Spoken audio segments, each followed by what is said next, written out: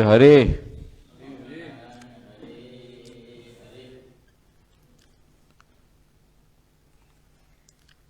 શ્રી હરિચરિતામૃત સાગર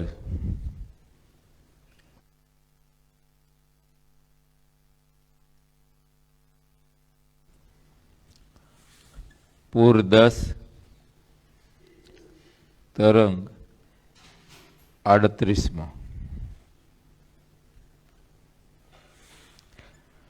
સદગુરુ મુક્તાન સ્વામીએ દરબાર દાચા કાચરને કહ્યું, ગઢપુરમાં એક વખત ઘણી સારી સભા થઈ.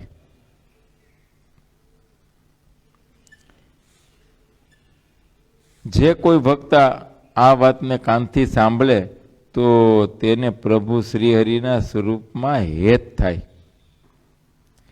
તે સભામાં સહજાન સ્વામી શ્રીહરિના દત્તપુત્ર બંને, જે બંનેને અનંત જીવોના મોક્ષને માટે ગાદીએ બેસાડ્યા હતા, તે મોટા અયોધ્યા પ્રસાદજી અને નાના રઘુવીરજી એ સભામાં હાજર હતા. બધા સંતો અને હરિભક્તો જેને દિન પ્રતિદિન અધિક હેત રાખીને પૂજે, જે હરિભક્તો ત્યાં બેઠા હતા ત્યાં આવીને ધર્મવંશીઓ પણ બેઠા.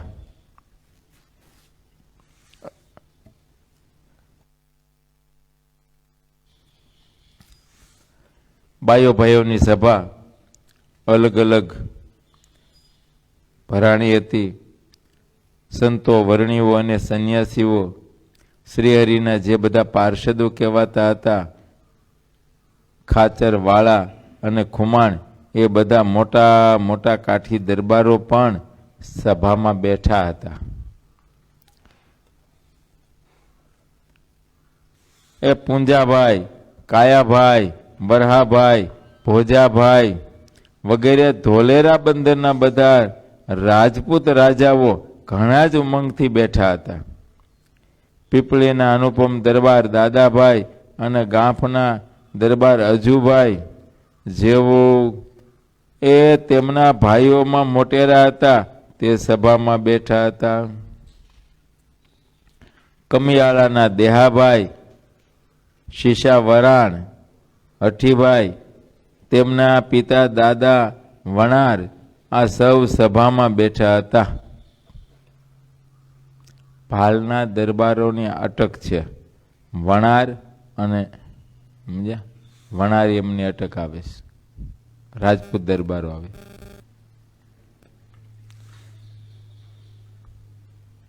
આ દેહાભાઈ ને શીશાભાઈ ને એ બધા વણાર.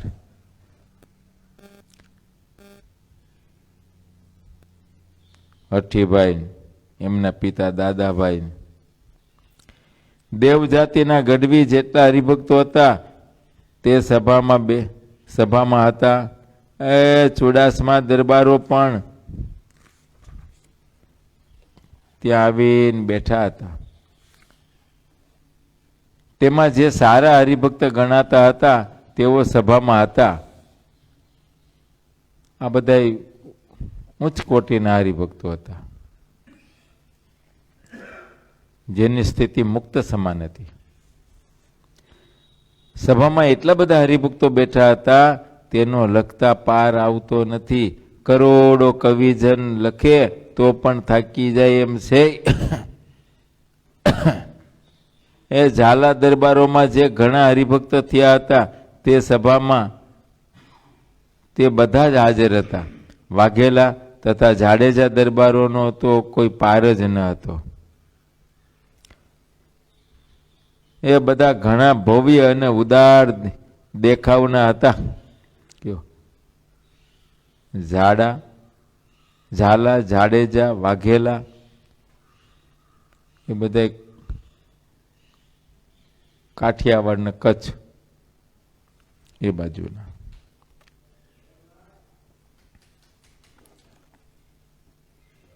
પછી ઝાલાવાડ બાજુ પરમાર, ચુડાસમા એ બાજુ ભાલ બાજુ આવી જાય.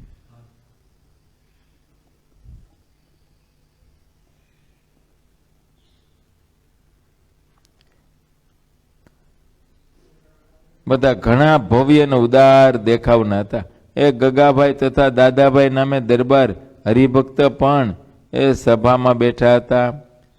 જેણે પોતાની માલિકીની જગ્યાઓમાં એક ઘણું મોટું શ્રી રણછોડજીનું મંદિર દીર્ઘ દ્રષ્ટિથી વિચારીને જૂનાગઢમાં કરાવ્યું હતું.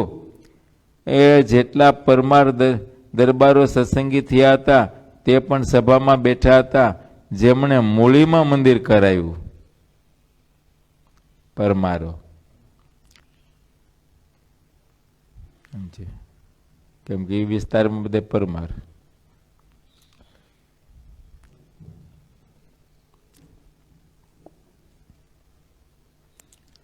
મૂળીના દરબાર રાજાભાઈ પરમાર. પૂંજાભાઈ અને તેમના બધા ભાઈઓએ ધોલેરા બંદરમાં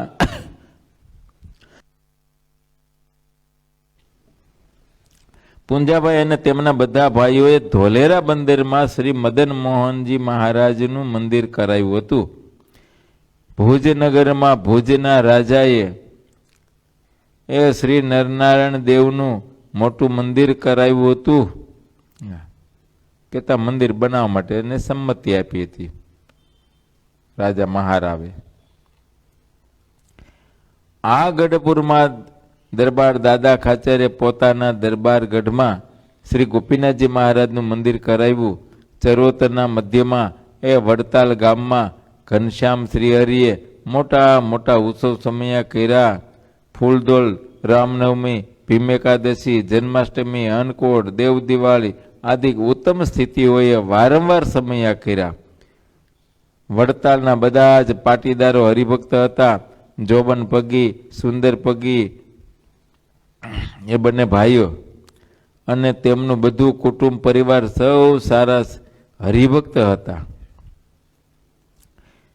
એક નારાયણગીરી નામે ગોસાઈ સારા હરિભક્ત હતા.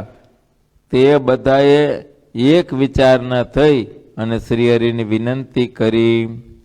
એ વડતાલમાં 3 શિખર વાળું મંદિર કરાવ્યું. શ્રીહરિ પછીથી ગોમતીજી લાવ્યા. વૈકુંઠવાસી ભગવાન લક્ષ્મીનારાયણ તે મંદિરના નિવાસી થયા. એ દ્વારકાથી રણછોડજીની છાપો અને તેમનો બધો પરિવાર લઈને તે મંદિરમાં લક્ષ્મીનારાયણ દેવની સાથે વસીને રહ્યા. દ્વારકા અણગમતો વાસ હોવાથી છોડી દીધું. સમજ્યા? રણછોડરાયે દ્વારકા છોડ્યું, કંટાળી ગયા ગુગળી લોકોથી. સમજ્યા? છડે છોક અધર્મ થવા માંડ્યો.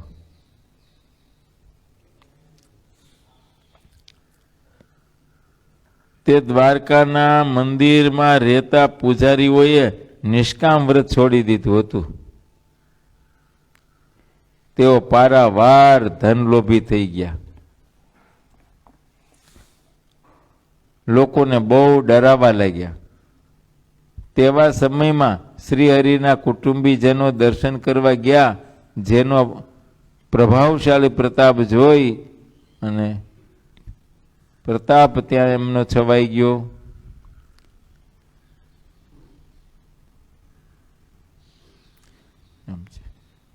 ધર્મમણસિંહની સાથે ગયેલા જે સચ્ચિદાનંદ સ્વામી ભમિયા તરીકે ગયા હતા, પણ ત્યાંના પૂજારીએ બહુ મોટું અપમાન કર્યું. દર્શન કરવા ન દીધા, છાપોય દીધી નહીં, દર્શને નહીં, ગોમતીજીમાં સ્નાને નહીં, બધી વેરો. આ તો નિષ્કિંચન સાધુ વેરો કેવી રીતે ભરે? અરે ઉલટાની જેમ તેમ બોલીને ઠઠ્ઠા મજ કરીને તે દ્વારકાધીશથી સહન થયું નહીં. દ્વારકાધીશને એમ થયું કે આ મારું નિષ્કિંચન સાધુ અને મારા દર્શને આવે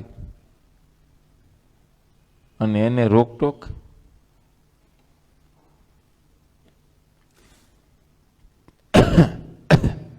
તે અપરાધથી રણછોડજી અત્યંત ઉદાસ થઈ ગયા અને એ 80ના વર્ષમાં તેમણે આવીને વડતાલમાં નિવાસ કર્યો.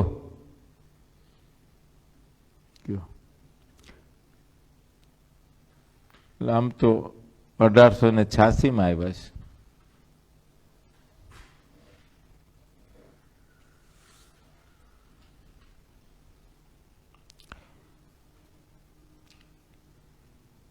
એ વખતે તો લક્ષ્મીનારાયણ દેવની સાથે વાસ આપ્યો હતો મહારાજે. અને પછી ગોપાલજી મહારાજની બહુ ઈચ્છા હતી કે મહારાજની હયાતીમાં રણછોડરાય પધરાવાઈ જાય તો સારું. મહારાજે મંદવાડ ગ્રહણ કરી લીધો હતો 86માં. પછી એ વખતે મહારાજે અયોધ્યા પ્રસાદજીને રઘુવીરજીને આજ્ઞા કરી તમે જાઓ.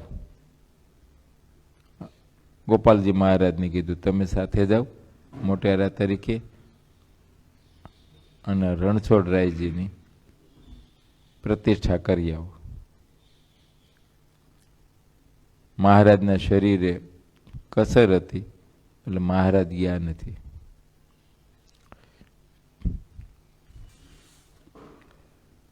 ગોપાળાન સ્વામી, નિત્યાનંદ સ્વામી, મુક્તાનંદ સ્વામી આદિ મોટેરા સંતોને પણ પોતાની પાસે રાખ્યા છે.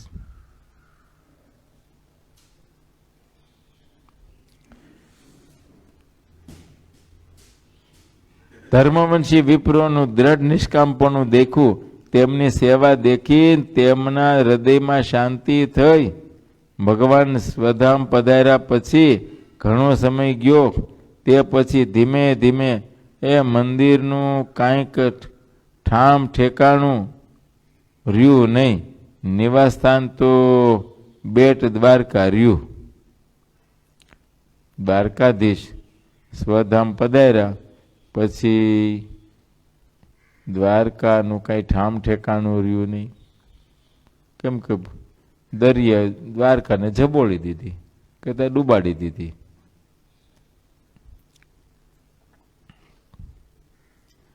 વિક્રમ સંવત 1874ના વર્ષમાં એરણ સાહેબે હરખથી અમદાવાદના શાસનના સૂત્રને સંભાળ્યું.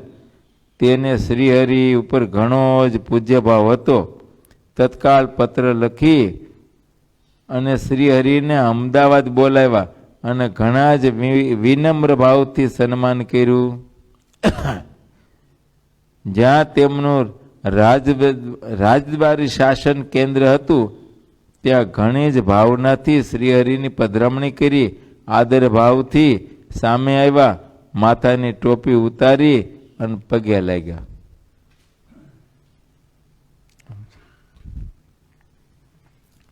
શ્રીહરિએ તેમનો હાથ પકડ્યો અને તેની ટોપી તેને માથે મૂકી. એમ છે એરણ સાહેબ મેં ટોપી ઉતારીને વંદન કર્યું. મહારાજે એનો વિવેક કર્યો કે તમે બહુ મોટા છો એમ. એટલે મહારાજે વળી એની ટોપી માથે મૂકી. આમ તો અર્થ એવો થઈ ગયો મહારાજે ટોપી માથે મૂકી એટલે કે તમારું શાસન ચાલશે.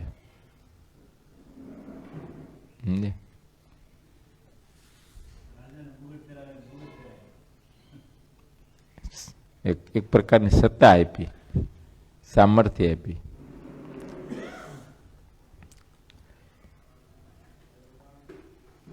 પછી બાથમાં લઈને તેમને ભેટ્યા. એ સાહેબે શ્રીહરિને હાથ પકડી અને ઘણા જેતથી સારા આસન ઉપર બેસાડ્યા. સુખ શાંતિ પૂર્ણ કુશળ સમાચાર પરસ્પર પૂછ્યા અને બીજી ઘણી વાતો કરી. 1868ના વર્ષમાં પ્રથમ ખેડામાં મળ્યા હતા.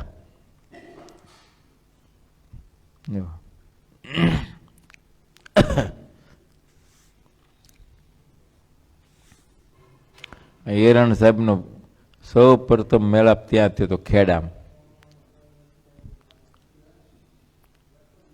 આમ તો મહારાજે જેતલપુર યજ્ઞ કરવો હતો પણ પછી ત્યાં બહુ ઉપાધિ થઈ એટલે એ સામાન બધો રાતોરાત ફેરવો, દબાણ. મારે કે દબાણમાં યજ્ઞ કરી બીજું. એ વખતે ખેડાના ગવર્નર તરીકે એરણ સાહેબ હતા અને દબાણ ખેડાના અંડરમાં આવે. એટલે મહારાજ ખેડા પધાર્યા છે પરમિશન લેવા. ત્યારે એરણ સાહેબનો યોગ થયો. ત્યાર પછી તો પાછું નડિયાદમાં મળેલા.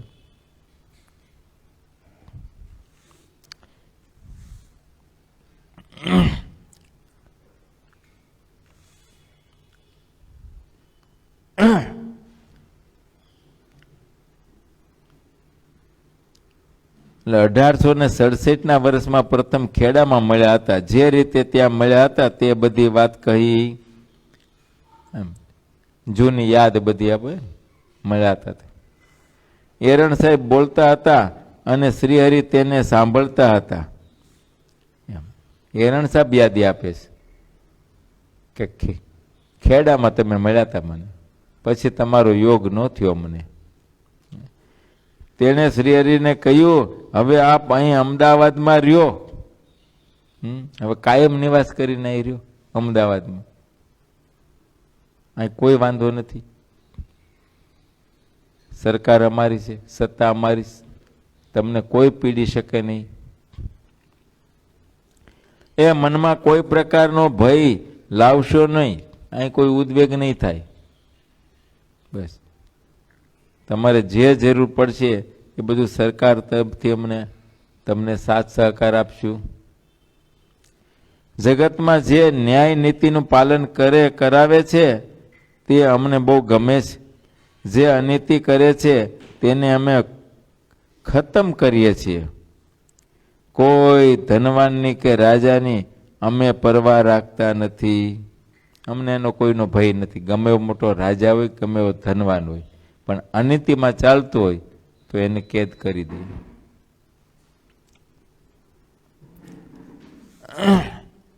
હા, અને જરૂર પડે તો એન્કાઉન્ટર કરી નાખીએ. એવું સત્તા એની છે.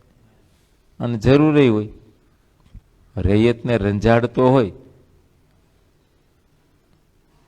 તો પછી એને છૂટકો જ નથી એને. અને રાજાના ધર્મમાં આવે છે રૈયતનું રક્ષણ કરવું.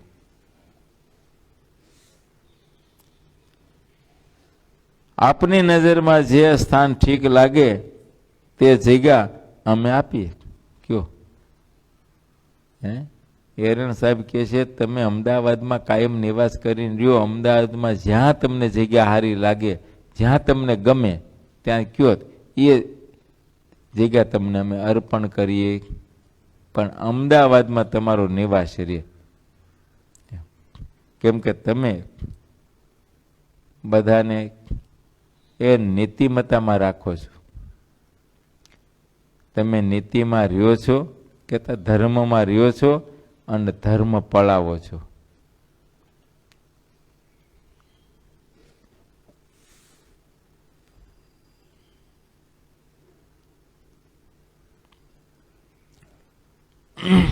આ સરકારી મોટાભાગના કાયદાનું પાલન તો સ્વામિનારાયણ સંપ્રદાય કરાવે છે. ઘણું હળવું કરી નાખે તો સરકારનો બોજ કેટલો બધો હળવો થાય.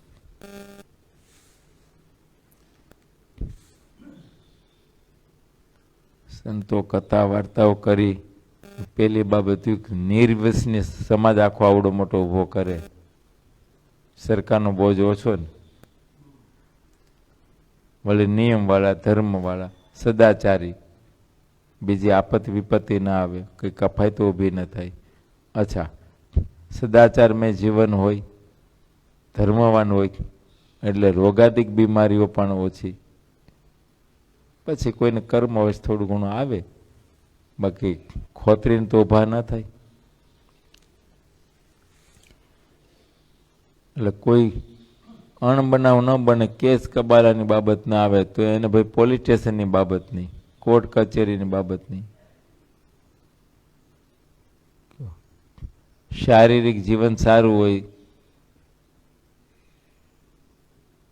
જેથી કરીને દવાખાનાની જરૂર ઓછી થઈ જાય.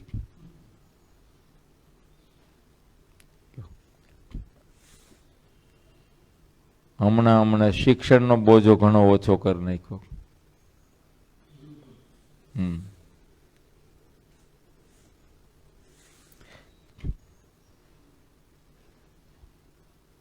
આમ જનતા ઉપર ક્યારેક કુદરતી આફતો આવે તો પણ સત્સંગ મોખરે હોય.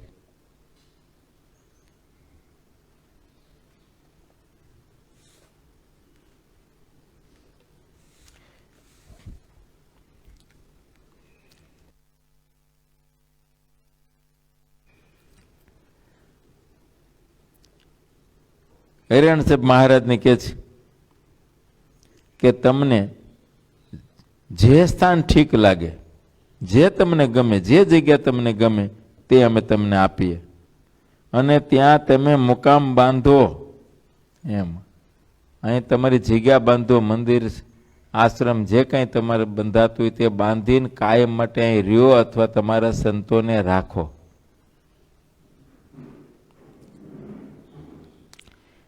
આવું કઈ વિચારી અને પછી નવા વાસની પાસે ઉમંગથી જમીન આપી. જો એ નવો વસવાસ હતો બધો, એટલે નવો વાસ કહેવાતો. એ બાજુની જમીન આપી.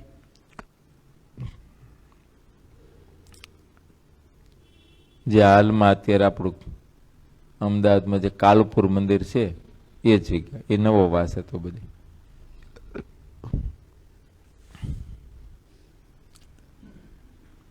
નવા વાસની પાસે ઉમંગથી જમીન આપી. પછી તેણે શ્રી હરિની પૂજા કરી અને હરિવરે તેને અચળ પદ આપ્યું. કયો આ લોકમાં તો એને કોઈ હટાવી ન શકે, પણ દેહને મૂક્યા પછી પણ અચલ પદ એમ છે. બોલો, એને કઈ વ્રત ઉપાસ કરવા પડ્યા? હે ભાઈ, એને કોઈ નકોડી એકાદશી કરવી પડી? બાબત એટલી, પ્રગટ ભગવાનની મરજીમાં ભળી ગયા. ભગવાન પ્રગટ હતા, કોઈ પણ જીવનું કલ્યાણ કરવા માટે સમર્થ છે. ભગવાન તો કરતું મકરતું અન્યથા કરતું સમર્થ છે, કોઈ પણ ગમે તે રીતે કલ્યાણ કરે. તે પછીના સમયમાં એ દુલાબ સાહેબ જ્યારે અધિકારી થઈને અમદાવાદ આવ્યા ત્યારે તેમણે શિખરબંધ મંદિર બાંધવાની રજા આપી. દુલાબ સાહેબ એ આપણો તળપદી ભાષાનો શબ્દ છે, બાકી મૂળ નામ તો એનું ડનલોપ.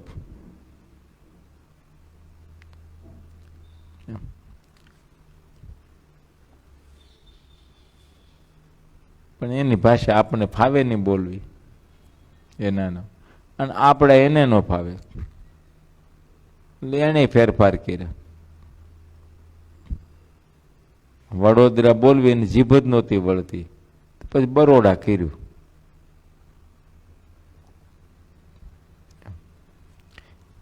મુંબઈ નહોતું બોલવા ફાવતું તો બોમ્બે કર્યું.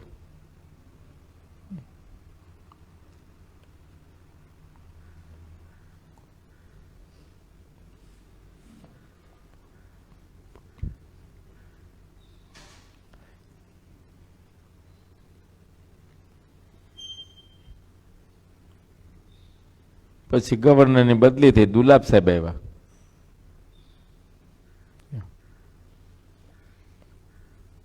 એમણે પછી ત્યાં મંદિર બાંધવાની પરવાનગી આપી. પછી 1878માં ફાગણ સુદ ત્રીજના રોજ સ્વામિનારાયણ ભગવાને આવીને તુરત એ નરનારાયણ દેવને પધરાવ્યા. સૌ પહેલા એ મંદિર શ્રીનગર એટલે કે અમદાવાદમાં કર્યું. સૌથી પહેલું મંદિર ત્યાં થયું, અમદાવાદ. અને શહેર મોટું.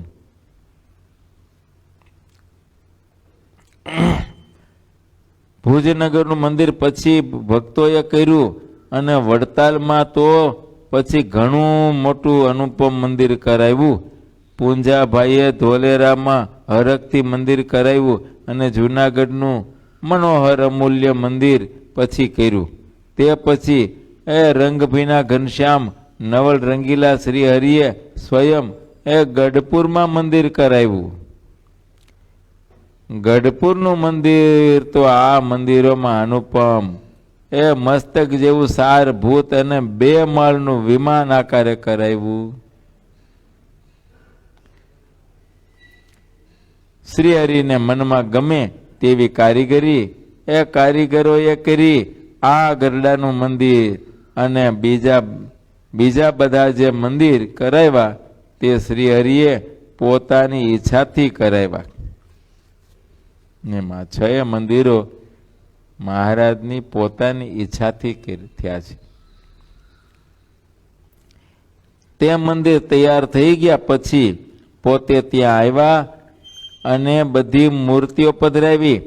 તે પ્રસંગે વિપ્રોને, હરિભક્તોને અને બીજા માણસોને પાક કરાવીને લાખો ને કરોડની સંખ્યામાં જમાડ્યા હતા. તે જમવામાં સંતો, વર્ણિઓ અને બીજા અતિથિ અભ્યાગતો અને બીજા મતના લોકો પણ આવ્યા હતા. તેનો કોઈ પાર જ ન રહ્યો. મ્લેચ્છ અને અંત્ય સુધીના કોઈ પણ માનવ જાતિ હોય તેમને સારી રીતે જમાડ્યા. વિપ્રોને વારંવાર દાન આપતા. આવી વાતો શ્રી હરિએ તે પ્રસંગે ઘણી કરી.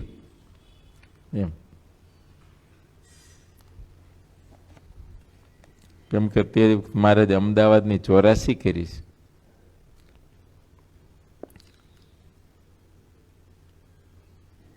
જે વાતનો પ્રસંગ યાદ આવે તે પ્રકરણ લઈને કહું છું. શ્રી હરિની વાત કહેવાનું એક જ સ્થાન રહેશે કે આગળ પાછળનું કાંઈ ધ્યાન રહેતું નથી. આદરાન સ્વામી કે આમાં અનુક્રમનો કાંઈ બહુ મેળ નહીં આવે, પણ મારે તો એક જ તાન છે, મહારાજની વાતો કરવી. બસ જ્યારે જે પ્રસંગ યાદ આવ્યો એ પછી કહેશું, એમને પછી ભૂલી જવાય. એટલે જ્યારે પ્રસંગ યાદ આવ્યો ને તરત કહી દઉં છું.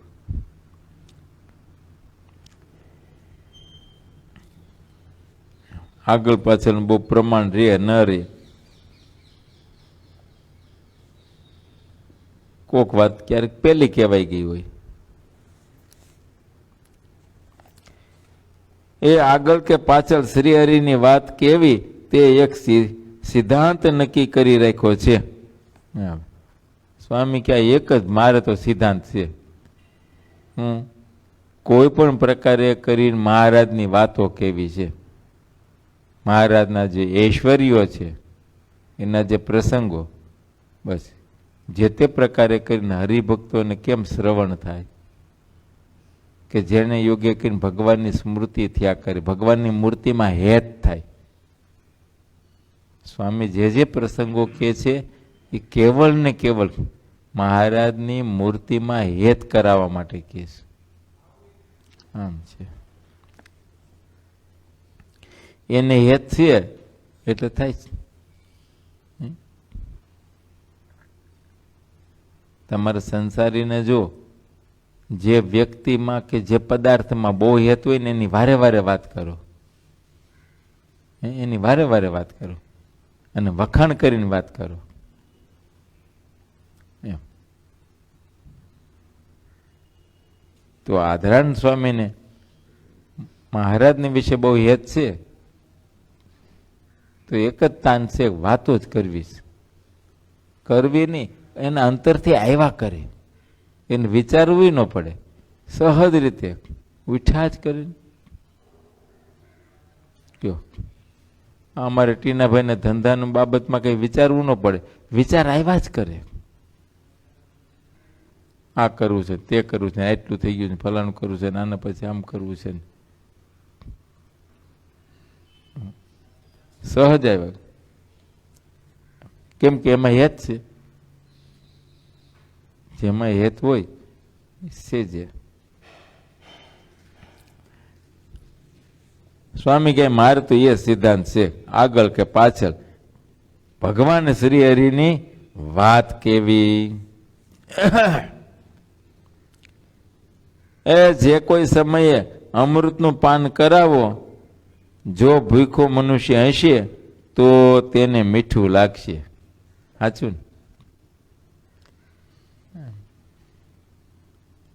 ગળાહુડી ડાળિયા ખાઈ ગયો હોય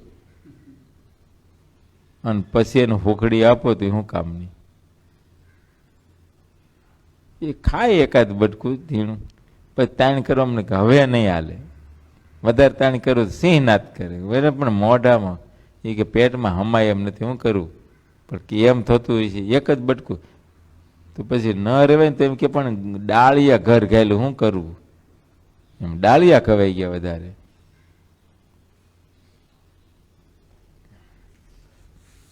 પછી એને ન ભાવે. ભૂખો હોય ને આપો, થાળી ભરીને આપો તો ખાઈ જાય. ભૂખો હોવો જોઈએ. એમ ભગવાનની ભૂખ લાગવી જોઈએ તો ભગવાનના ચરિત્રો ગમે. ભગવાનને પામવાની ભૂખ ન હોય અને માઇક પદાર્થની જ ભૂખ હોય તો એને તો હા, જેમ કૂતરો હોય અને કૂતરાને ખીર ના ખવડાવો એ વમન થઈ જાય. મહારાજ કે ખીર જેવું કોઈ સારું ભોજન નહીં. મનુષ્ય જમે તો એના તો રગરગમાં પ્રવર્તે સુખ થાય, પણ એ જ ભોજન કૂતરાને વમન થઈ જાય, ઉલટી થઈ જાય. એમ જેને ભગવાનનો ખપ ન હોય ને એને ભગવાનની વાતો કરવા માંડીએ તો એને તો વમન થઈ જાય, ઉલટી થઈ જાય.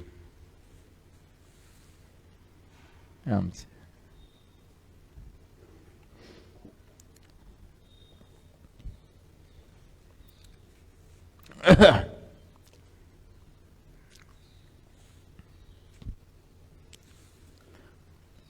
બહુ મોટા પરિસરમાં હે મોટા માંડવા નાખી પછી તમે કોઈ પણ શાસ્ત્રની ગ્રંથોની પુરાણોની કઈ કથા માંડો, કેટલું માણસો આવે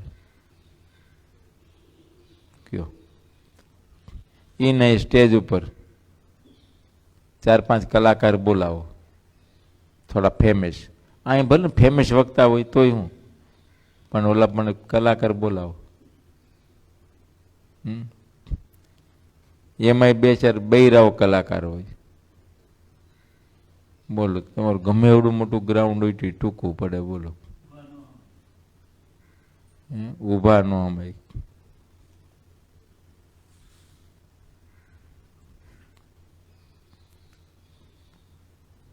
મારે ઘણા વર્ષ પહેલા કઈ ડાયરો થયો હતો આપણા ગ્રાઉન્ડ, આ બિલ્ડિંગ નહોતા. બોલો, એટલું બધું માણસ હતું. આમ આમ આમ આપણે મંડી છે ને દિવાલ ઉપર તો ઓલા વાંદરા નો બેઠા, લાઈન બંધ ગોઠવાઈ ગયા હતા ઠેઠ સુધી. બોલો, વાંદરાની જેમ.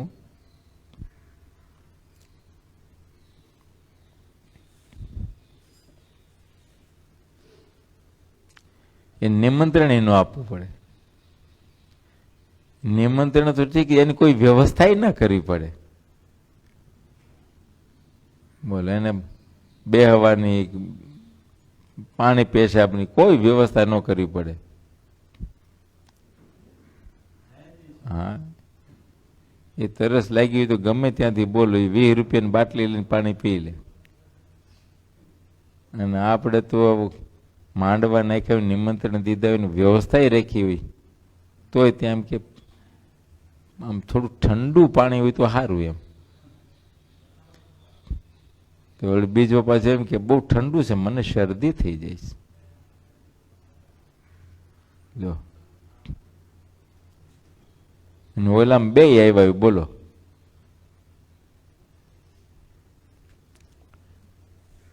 બસ એ એના ખપનું છે, એને હવે રાગ છે.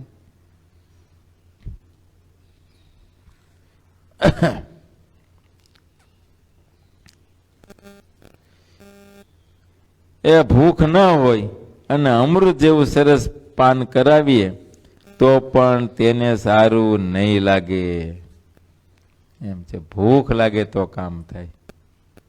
ભાઈ રોનક એ કે કાલ નકોડો ઉપવાસ ગયો, ભૂખ જ લાગી છે અત્યારે, હવે કોઈ પારણું કરાવે તો આમ છે. પણ હાલું ધન્યવાદ કહેવાય ને કે આવા જુવાન છોકરાઓ નકોડા ઉપવાસ કરવા એ કઈ નાની વાત છે? એક દિવસ ભૂખા રહી જોઈ તો ખબર પડે ભૂખ કેવી હોય. હા એમ એટલે ટકની ક્યાં વાત કરું તો ભૂખો બરાબર નો થયો હોય ને પછી આવીને ડાઇનિંગ ટેબલ ઉપર જમવા બેઠો ને પીરસવા વાળાને જરીક આમ આખું પાછું થાય, અને એમાંય આખું પાછું કાંઈ ન થયું, એને એમ થયું દાળ ઠરી ગઈ છે, લો જરીક ગરમ કરી દઉં.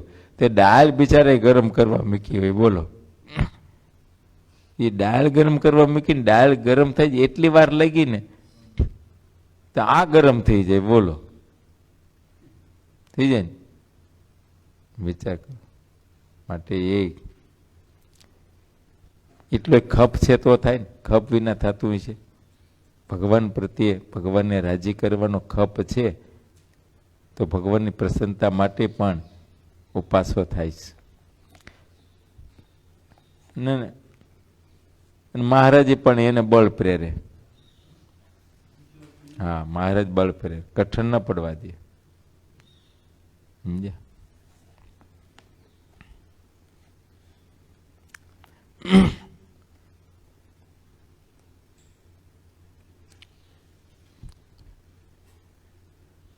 તો અમારા ધવલ ભગત ને એ પછી ધ્યાન રાખે. એમ તો થોડું ઘણું કંઈક લીંબુ પાણી આ છે તે છે કંઈક કરી દે અમે હાલીને.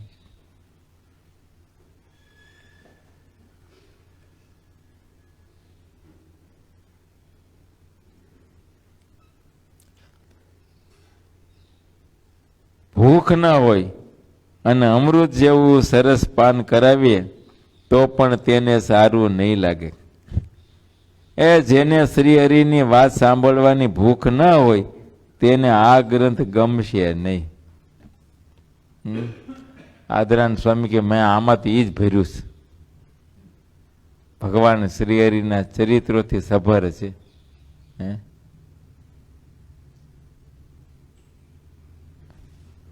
એમ છે. પણ ભૂખ હોય એને ગમશે, પાન જ કર્યા કરશે. બોલો,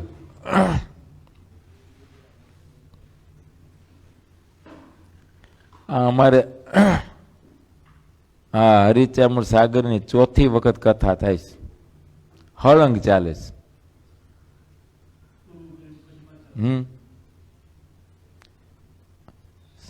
સમય ફેરફાર કરી નાખી. એટલે સવારની કથા થતી હોય ને પછી બપોર સાંજની કથામાં લઈ, સાંજને પૂરી થાય પછી સવારમાં લઈ લી. પેલા 2 ભાગમાં બહાર પડ્યું હતું એની કરી, ત્યાર પછી પાછું વળી 5 ભાગમાં બહાર પડ્યું હતું એની એક વખત સવારે કરી, સાંજે કરી. તો વળી પછી આવડું આ 12 ભાગમાં, ઓલું સંક્ષેપમાં હતું, આ પૂરેપૂરું લીધું. કોઈ દોહા, કોઈ છંદ, કોઈ છોરઠા કે કોઈ ચોપાઈ એમાં છોડી નથી.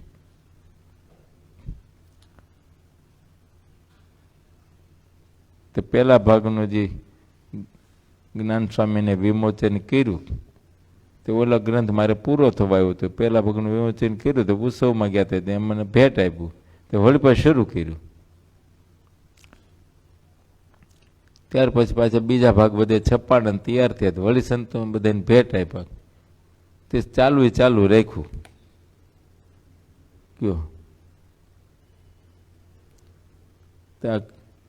ચોથો ભાગ હાલે છે. તો ગ્રંથ ને હું 2 હારે પૂરા થાવું એવું લાગે છે.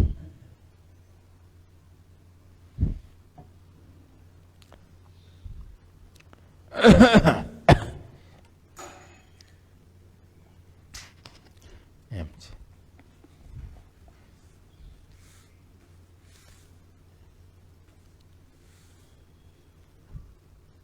ગ્રંથ જ એવો છે, તૃપ્તિ જ ના થાય.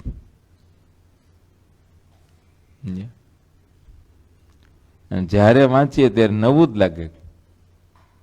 જ્યારે સાંભળીએ વાંચીએ નવું નવું જ.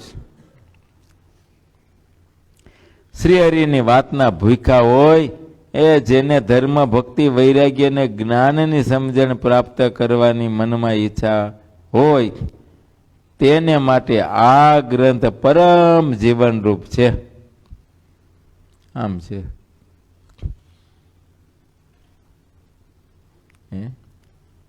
સ્વામી કે જેને ધર્મ ભક્તિ વૈરાગ જ્ઞાન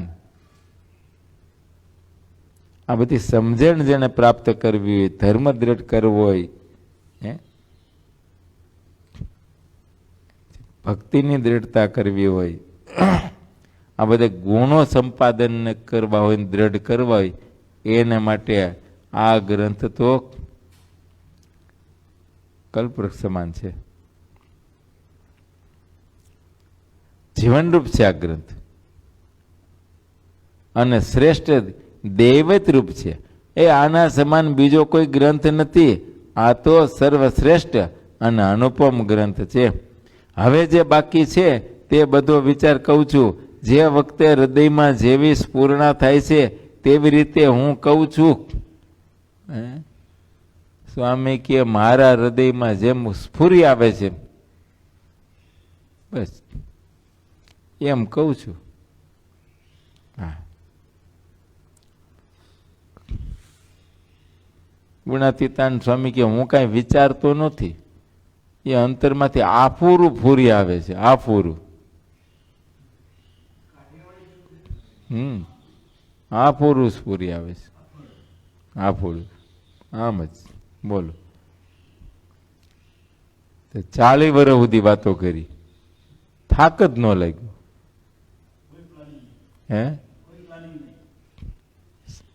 સહજ રીતે બેઠા હોય એટલે વાત ચાલુ. અને ગમે ત્યાં હોય ગમે ત્યાં હોય ને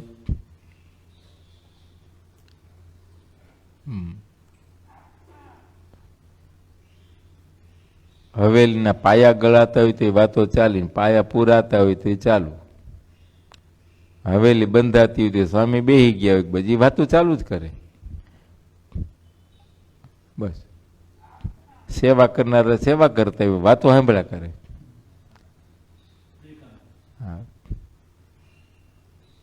સાંકડા વધેના બીડમાં બીડ વઢાવતા હોય તોય વાતું ચાલુ. વાતો કરવાનો ખપતો જો અખંડ 40 વર્ષ 4 મહિના અને ઉપર 4 દિવસ એટલી વાતો કરી.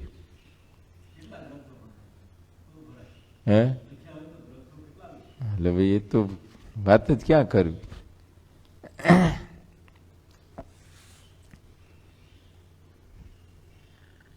અને કંઈક ને પરિસ્થિતિ કરી દીધી. બોલો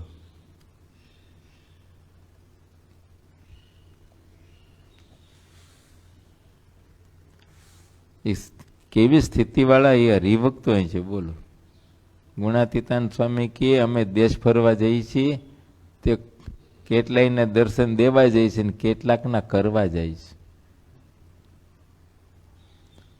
તો ગુણાતીતાન સ્વામી કે દર્શન કરવા જઈએ છીએ તો એવા મોટા સત્પુરુષ અને એ હજી એવા હરિભક્તોના દર્શન ઈચ્છતા હોય કહેતા હોય તો એ કેવા મોટા છે હરિભક્તો. એની સ્થિતિ તો જો, એની સમજણ જો.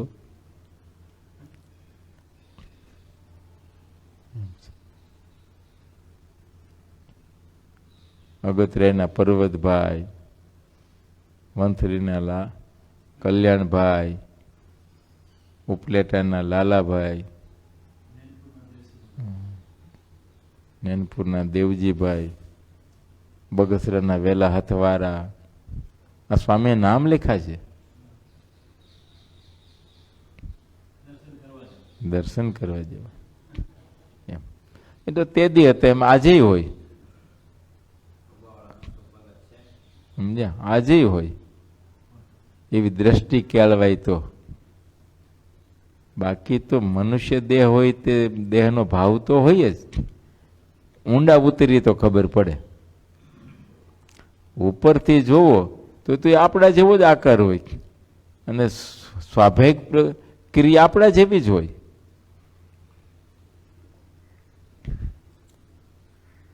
એમ છે.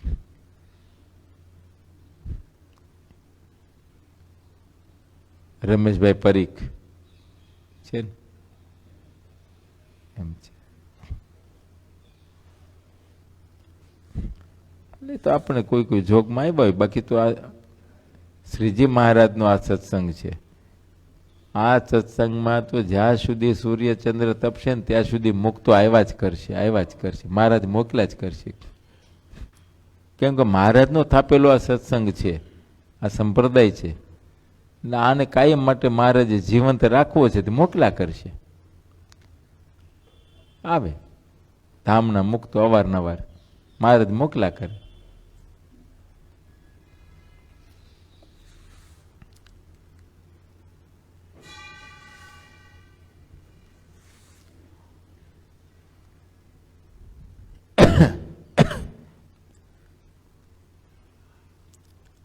એ શ્રી હરિની જેટલી વાત છે તે બધી જ વાતો એક એક એ ચિંતામણી ને પારસમણી ને કલ્પવૃક્ષ છે.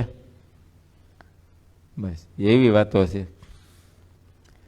કોઈ મનુષ્ય જાણીને કે અજાણતા આનું શ્રવણ કરશે તો શ્રીહરિ તેના મનમાં વસશે. હા, જાણીને તો કરે તો થાય જ, પણ અજાણતા જો વાત સંભળાઈ ગઈ તો એ પણ એટલો એના મનમાં ભગવાનનો વાસ થાય છે, એટલો વાસ થાય. એ સત્સંગના ઉપર અત્યંત હેતભાવ થશે. એ જે ભાવનાથી આ ગ્રંથને સાંભળે તેના તરફ એ મહાન ઘોર વિકરાળ જમદૂતો તો દેખશે પણ નહીં. ત્યાં જમનું તેડું ના હોય, એને આમ જમ દેખે ને જોવે નહીં. આ ઘોર જમને તાપ લાગે ને હું જોવે કયો. તો પછી બીજો જન્મ જ્યાં આવશે ત્યાં એ સારો સત્સંગ થશે. બીજ બળ કેટલું મોટું વધી જાય. અજાણ્યમાં ભગવાનની વાતો સાંભળી એને માથેથી જમપુરી તો ટળી ગઈ, પણ 84 ટળી ગઈ. સ્વામી કે હવે એને જે જન્મ મળશે મનુષ્યનો જન્મ જ મળશે ને સત્સંગમાં મળશે, એવા જોગમાં મળશે. અને પવિત્ર સંતોના જોગથી મહારાજની વાતો સાંભળી અને એવો ભગવાનનો નિશ્ચય થઈ છે. ધર્મ જ્ઞાન વૈરાગ્ય સહિત એવી ભગવાનની ભક્તિને દ્રઢ કરી અને ભગવાનના ધામને પામશે. છેલ્લો જન્મ થઈ ગયો એનો. બસ, પણ અજાણી વાતો સાંભળી હોય તો આમ છે. હે પાર્થ, પણ હાલ આપણે ઊંઘ બહુ મોડી ઉઠે છે. હાલો ગમે એમ હતું, ધનુર્માસમાં ઉઠી જવાતું હતું, આખો મહિનો ઉઠાણું. બોલો, ધનુર્માસ પૂરો થયો એટલે ધીરે ધીરે હળવું થઈ ગયું.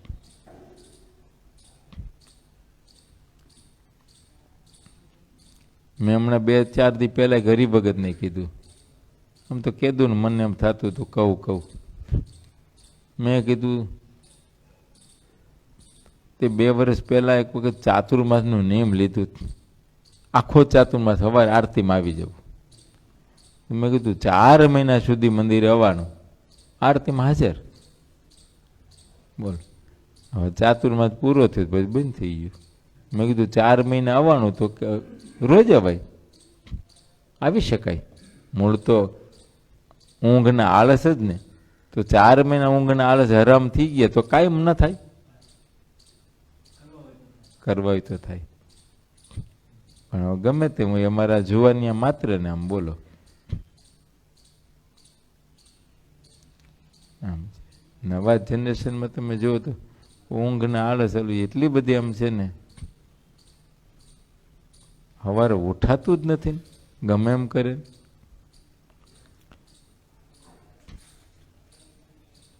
હવે એ જુવાનીઓને અત્યારે સવારમાં ઘડીક ટાઈમ હોય, બોલો, એને કથા સાંભળવી હોય તો સવારમાં કથાનો થોડો સમય રહે. પછી તો એ લોકોને નોકરી કે ધંધો ચાલુ થઈ જાય, પછી ક્યાં સમય રહેવાનો? રાતના તો કઈ નક્કી થત નહીં. 9 વાગે, 9:30 વાગે, 10 વાગે, 10:30 વાગે, 11 વાગે, કાંઈ નક્કી નથી. એ કઈ સવારનું નક્કી છે, સમય મળે છે.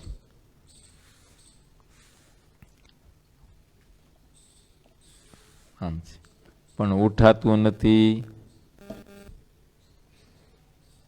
તો ઉઠાતું નથી એનો અર્થ એવો થયો એટલો ખપ નથી થઈ. આપને જોબ લાગી હોય, પણ જોબ નેરુલમાં હોય તો બોલો, અને 8 વાગે ત્યાં હાજર થવાનું હોય તો 4 વાગે જાગીને દોડવા માંડે. બોલો, નેરુલ પહોંચવું એટલે 2.5 થી 3 કલાકની જર્ની થાય. 3 તો ટ્રેન બદલે, અને પાછી બસ પકડવાની થાય, ત્યારે કંપનીમાં પહોંચે.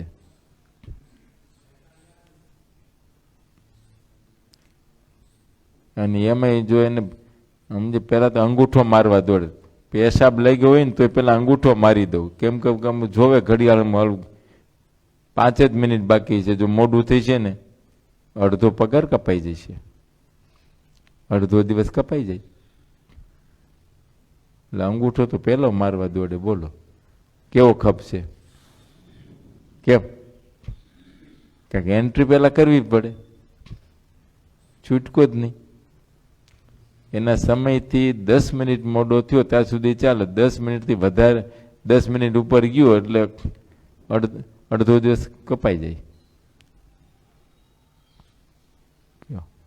હવે 10 મિનિટ થવાના 2 જ મિનિટની વાર હોય તો પેશાબ કરવા જાય, ગમે એવી લાગી હોય તો.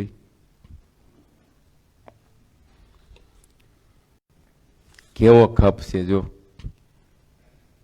પણ એવો ખપ ભગવાનનો નથી. આમ છે. કેમ કરશું પાર્થ? કાલથી વહેલું જગાશે? એના કરતા અહીંયા આવતો રહે નહીં, અમે જગાડીએ. જગાડવું નહીં પડે, હવની હારે જાગી જવાશે. કે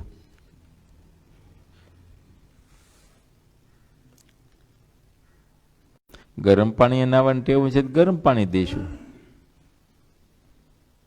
એ સગવડ છે.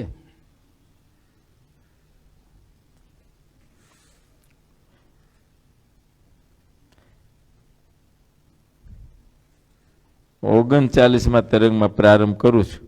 મુક્તાન સ્વામી દાદા ખાચરને જે કહ્યું હવે તે કહું છું.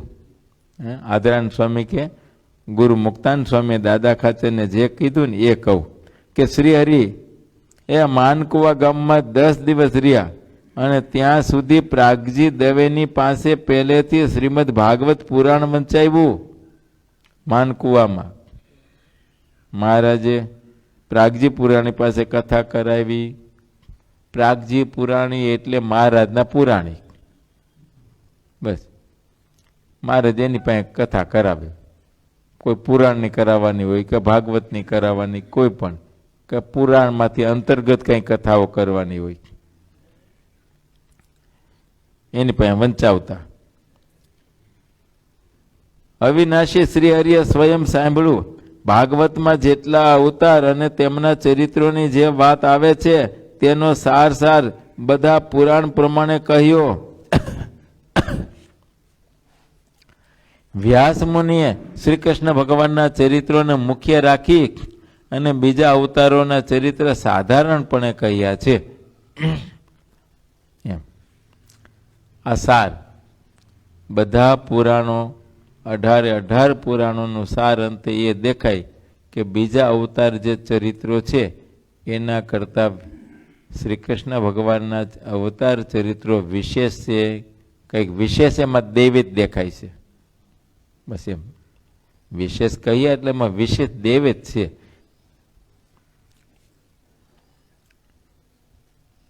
બીજા બધા અવતાર હોય તો શું છે, કોઈ દેવી જીવ હતા તો એક બે ના કલ્યાણ કર્યા.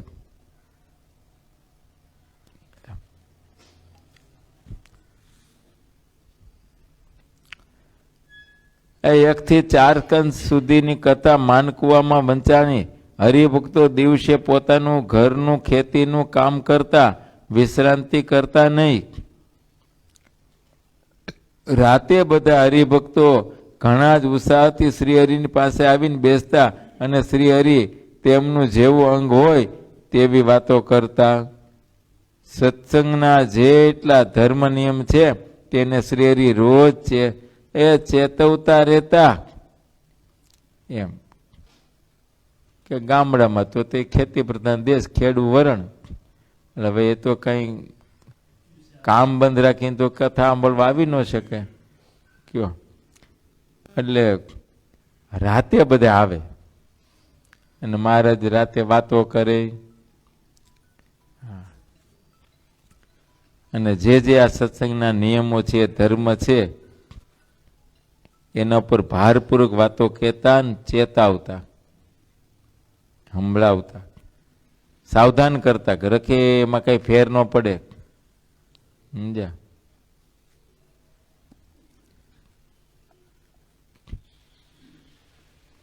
ને અત્યારે હવે અમે ધર્મ નિયમની વાતો કરી તો જુવાનિયાને બહુ ગમતી નથી.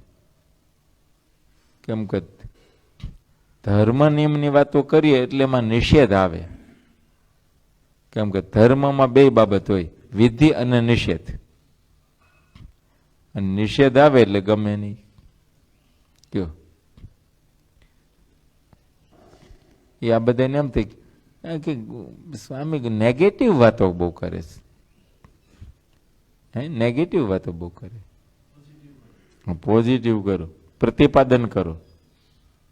કયો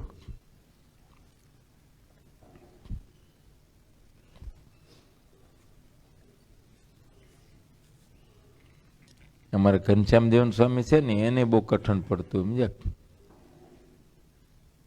તો એ ભગત ને કહેતા ગુરુજી છે ને નેગેટિવ વાતો બહુ કરે છે, કે મને ગમતી નથી જરાક. હવે ધીરે ધીરે કોઠે પડવા માંડ્યું.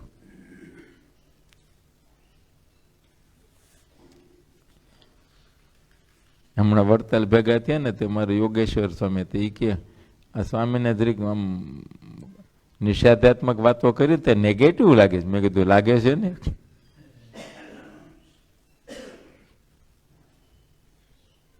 પછી એને વાતો કરી છે એ કે ખંડન કર્યા વિના જીવમાંથી જાય નહીં.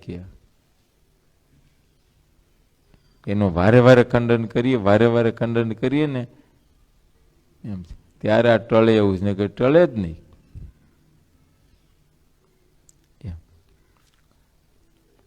લપડા માણસો હોય ને એને વારે વારે તિરસ્કાર કરવો પડે. વારે વારે તિરસ્કાર કરો ને પછી છાંડે. બાકી એક વખત કહીએ છાંડે નહીં કઈ. એમ આ જેટલા દોષ ને અવગુણ છે ને એ બધા લપડા છે, એ જાય નહીં.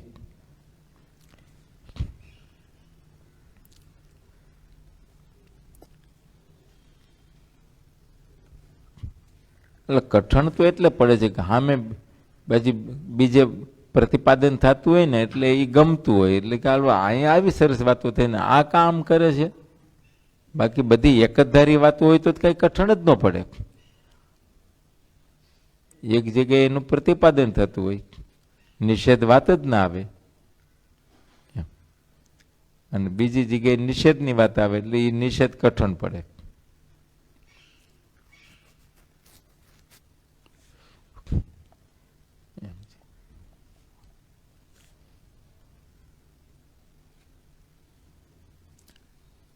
એટલે રાત્રિએ બધા હરિભક્તો ખેતીના કામમાંથી પરવારી અને આવતા.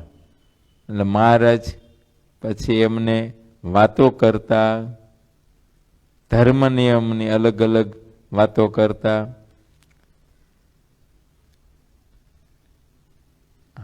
અને કર્મયોગીને સમજાવીને કહેતા, એટલે કહેતા એને શીખવતા બધી. અને સાંખ્ય યોગીના જે ધર્મ નિયમો હોય તે પણ તેને સમજાવીને કહેતા, શીખવતા હતા. એમ જુદું પાડતા કર્મયોગી અને સાંખ્યોગી. કર્મયોગી એટલે ગૃહસ્થાશ્રમી અને સાંખ્યોગી એટલે ત્યાગાશ્રમી. સાધુ, સંન્યાસી, બ્રહ્મચારીઓ, ફકીરો જે કઈ હોય તે બેયના ધર્મ જુદા છે.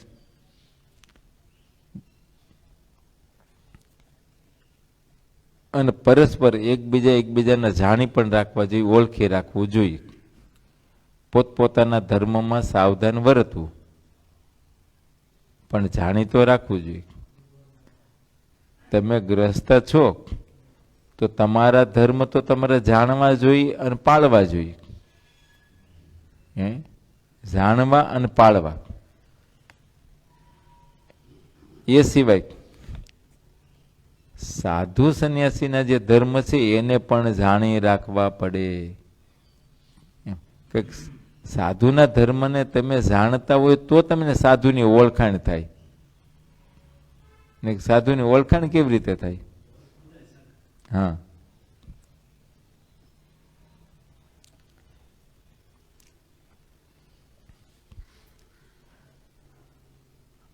આ સત્સંગમાં એટલું બધું લક્ષાવધિ મનુષ્ય છે, પણ હરિભક્તોને બધાને જાણી તો રાખવા પડે ને કે કોનો સંગ કરવા યોગ્ય છે ને કોનો સંગ કરવા યોગ્ય નથી.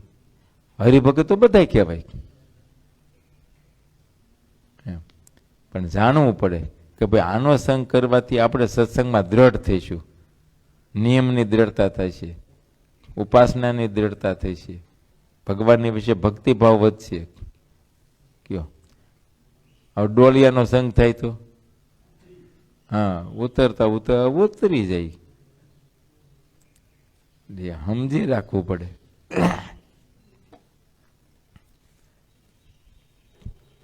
એ વર્ણિના ધર્મ વર્ણિને શીખવતા, રોજ ન શીખવાડે તો ભૂલી જાય. એમ છે. આ એમ જ થયું. આ મત માત્ર કાળાંતરે જે સમજે નિષ્ફળ થઈ ગયા એનું કારણ જ કહેનારો કોઈ નહોતો. એટલે મહારાજે આ સત્સંગમાં આમ તો મહારાજના સમકાલીન સમયથી ગણતરી કરીએ ને તો 5 ટાઈમ કથાઓ. મહારાજ તો આખો દી કથા જ કરતા, વાતો જ કર્યા કરતા, ગમે તે ક્રિયા હોય હાલતા ચાલતા આવતા જતા સંઘ લઈને નીકળ્યા હોય તો વાતો કરતા. હા, પંક્તિમાં પીરસતા હોય તો વાતો કરે. ક્યારેક મનમાં સંકલ્પ કઈ ચડી આવ્યો હોય, રાતમાં ઊંઘ ઉડી ગઈ, રાતમાં ઉઠાડીને ભેગા કરીને વાતો કરે.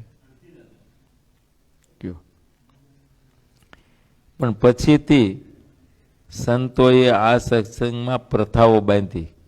ગોપાળાનંદ સ્વામી અધિક મોટા મોટા સંતોએ મારા સ્વધામ ગયા પછી પ્રથા બાંધી કે 5 ટાઈમ કથાઓ.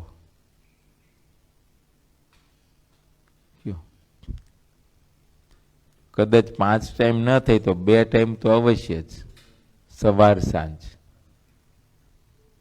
એમાંય ન થાય તો ગામડામાં 1 ટાઈમ તો કરવી જ. હા, રાત્રે. સવારમાં તો બધા ના આવી શકે, ખેતીના કામ હતા, અહુરા તે બધું વહેલું જવું હોય. પણ સાંજે વાળો કરીને હવ મંદિર આવે અને કથા વંચાય, પણ કથા તો કરવી જ.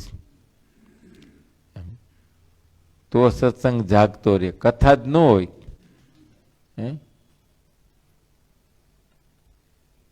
મોટા મોટા મહાસમર્થ ભગવત સ્વરૂપ બધા આચાર્યોએ જે સિદ્ધાંતો થાપ્યા, પણ કાળે કરીને સિદ્ધાંત રહ્યા ને, અથવા તો સિદ્ધાંતમાં કંઈક ફેરફાર થઈ ગયો. પરંપરા કથાઓ ન રહી ને, સંપ્રદાય અંતે રહ્યા નહીં.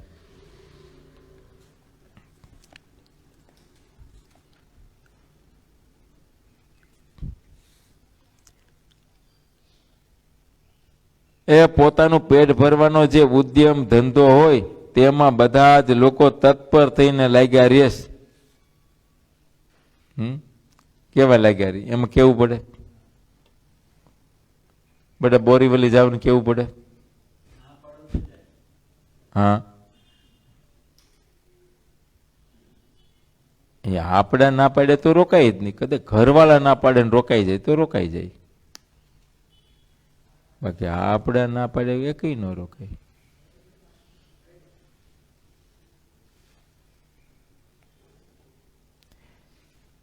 તેઓ તો રોજ ઉદ્યમ કરે છે ત્યારે પેટ ભરાય છે. એ જીવોની જાતિ અનંત પ્રકારની છે, તેનાથી આખું બ્રહ્માંડ ભરાયેલું છે, તેનો તો કોઈ પાર નથી. 84 લાખ પ્રકારના જીવ છે, એનાથી આખું બ્રહ્માંડ ભર્યું છે. આ પોલકાર દેખાય છે ને એમાંય જીવ છે, પણ આપને નથી દેખાતા નરી આંખે. ખાલી નથી કયા, જીવના થર ભર્યા છે. રાત દિવસ પેટ માટેનો ઉદ્યમ સૌ કરે છે, એ તેમાં કોઈને મોતની તો શંકા જ થતી નથી. લ્યો, કોઈને એવું છે હું કામ રડવા, કાલ મરી જવું છે, તો આ હું કામ કરું, કોને માટે કરું, ક્યાં ભેગું લઈ જવું છે? સંકલ્પ થયો કોઈ દી? બસ આમ છે. ઓલા નરકના કીડાની જેમ જ સમજ્યા, વિષ્ટાની ગોળીઓ વાળી વાળીને પાછે પગે જવા દે કોણ ક્યાં કોઠાર ભરવો છે ખબર નથી. કોના માટે ભરવો છે એ ખબર નથી, પણ એ ગોળીઓ વાળ્યા જ કરે.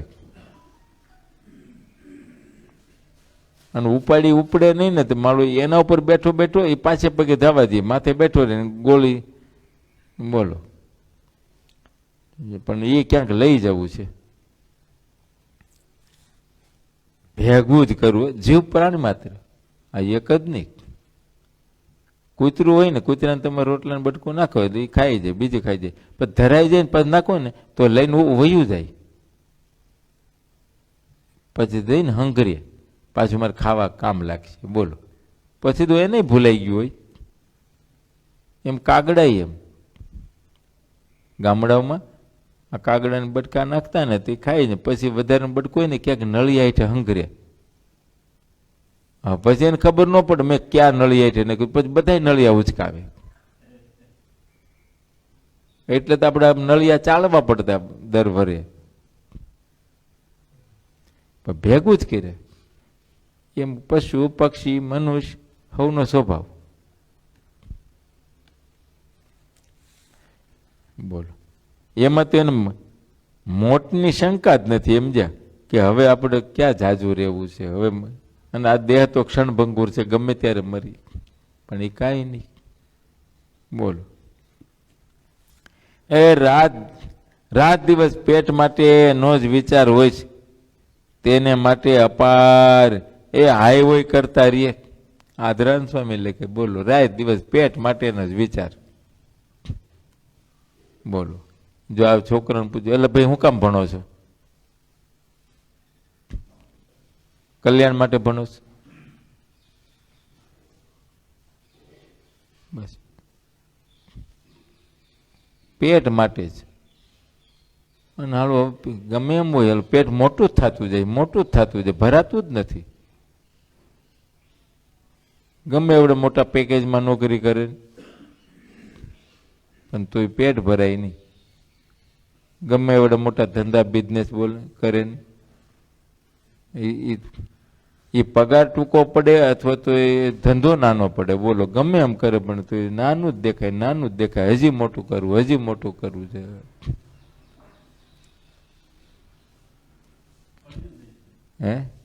તળિયું જ નહીં. આમ કરતા દેહનો અંત આવી જાય.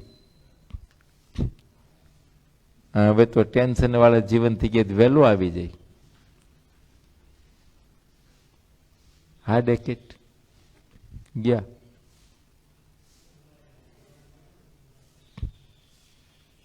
પછી વાતો કરે, અરે પણ હજી બિચારો હવે નાની ઉંમરનો તો બસ 42 વર્ષ હતા, એટલે હવે 42 વર્ષ ભયો જાય ઉભો રે. આમ છે. તે શું કરવાને પણ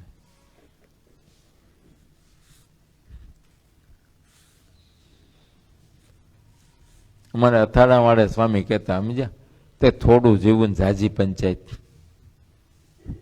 આ સ્વામીનું સૂત્ર હતું કે થોડું જીવવું ઝાઝી પંચાયત, અને એમ જ છે ને.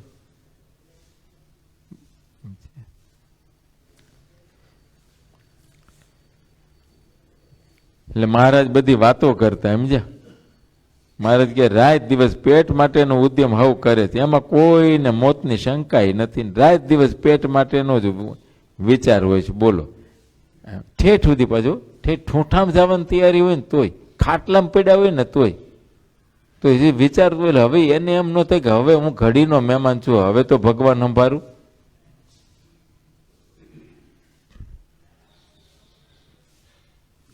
તોય હજી તો હકો આવ્યો એટલે હજી હકાન મળવું છે.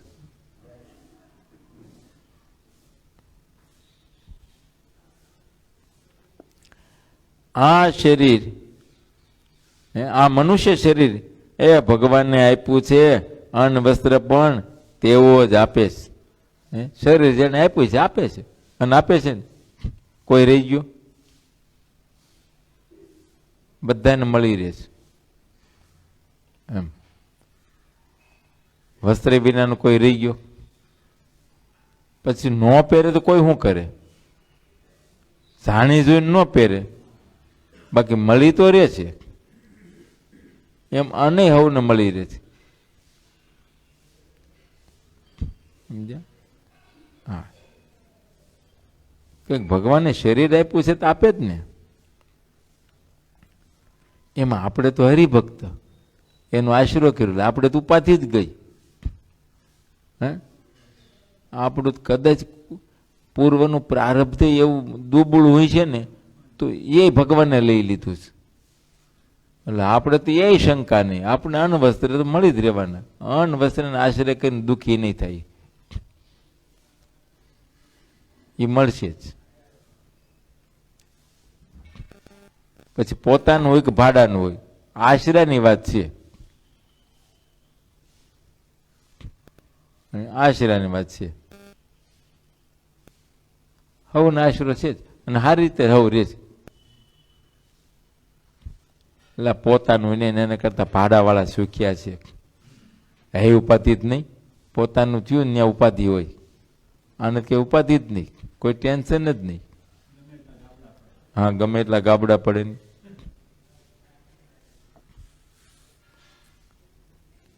ભાડું દઈને છૂટી ગયો, કઈ ઉપાધિ નહીં, કઈશું નહીં.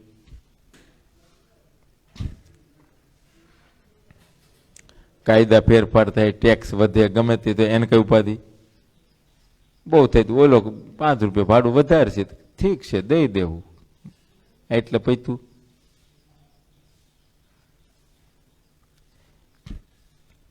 આ મનુષ્ય શરીર ભગવાનને આપ્યું છે. સ્વામી કે તો અન્ન વસ્ત્ર પણ તેવો જ આપે છે, છતાં પ્રાણી તે ભગવાનને સંભાળતો નથી, અને તેથી તે દુઃખી થાય છે, હેરાન થઈ ગયું છે. ભગવાનનું કઈ પાડ જ નહીં. બોલો, આ લોકમાં થોડુંક આપણું કામ કોઈ કર્યું તેનો પાડ કેટલો. કોરોનાની મહામારીમાં બધું નોકરી ધંધો બંધ થઈ ગયો, કાંઈ ન રહ્યું. કદાચ આપણે 10 કિલો દાણા દીધા હોય ને તો એનો પાડ માની, કાલું તેદી મારે ઘેરે આવીને નાખી ગયો તો કયો. અને ભગવાનનો કોઈ પાડ જ નહીં કે જો તો કરે. એટલે એ ઘેરે નાખવા આવ્યો એના અંતર મેં ભગવાન વિશે ત્યારે આવ્યો છે. એ અંતરિયામાં પ્રેરણા કરી છે, એમને નથી આવ્યો. પણ તો એ નથી દેખાતું. આ ભગવાન બધું પૂરું પાડે છે. આ લાઈટ પૂરી પાડે, પાણી પૂરું પાડે, હવા પૂરી પાડે, અન્ન પૂરું, આપણું સ્વાસ્થ્ય સારું રાખે છે, અન્ન વસ્ત્ર આદિ બધું આપી રહે છે. બોલો, માટે ભગવાનનો બહુ મોટો પાડ માનવો આમ છે. સારું. સહજાનંદ સ્વામી મહારાજની જય.